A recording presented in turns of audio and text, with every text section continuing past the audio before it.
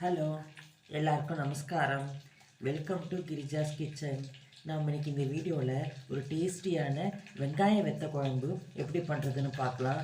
எத்தனை காய்கறி இருந்தாலும் இந்த வெங்காய வெத்த குழம்போட டேஸ்ட்டு தனியாக அலாதி தான். வாங்கோ எப்படி பண்ணுறதுன்னு பார்க்கலாம்.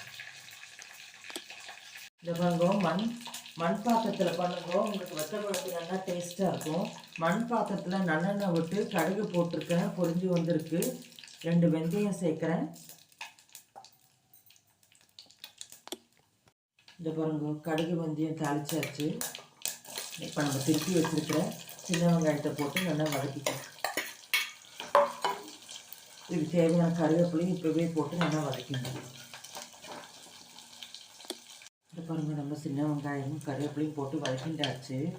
இப்போ ஒரு 4 பேர் சாப்பிட்ற மாதிரி குத்திக்கிற மாதிரி நான் ஒரு எலுமிச்சம்பழ சைஸு புளி எடுத்து கரைச்சி வடிகட்டி வச்சுருக்கேன். புளி ஜலத்தை இதோடு சேர்த்துடலாம்.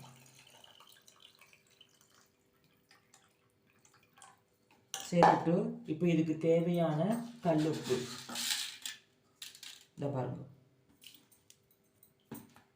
குழம்பு மிளகாப்பொடி ஒரு 3 ஸ்பூன் சேர்க்குறேன்.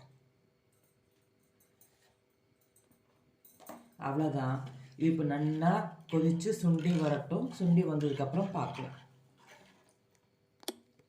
இந்த பாருங்க, அடுப்பை மீடியம் ஃப்ளேம்லேயே வச்சுருந்தேன். நல்லா சுண்டி ஒரு சேராக வந்துடுது பாருங்க.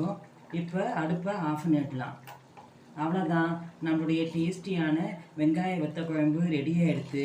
இந்த வெங்காய வத்த குழம்பு பண்ணி சுட சாத்தில் நெய் சேர்க்கக்கூடாது.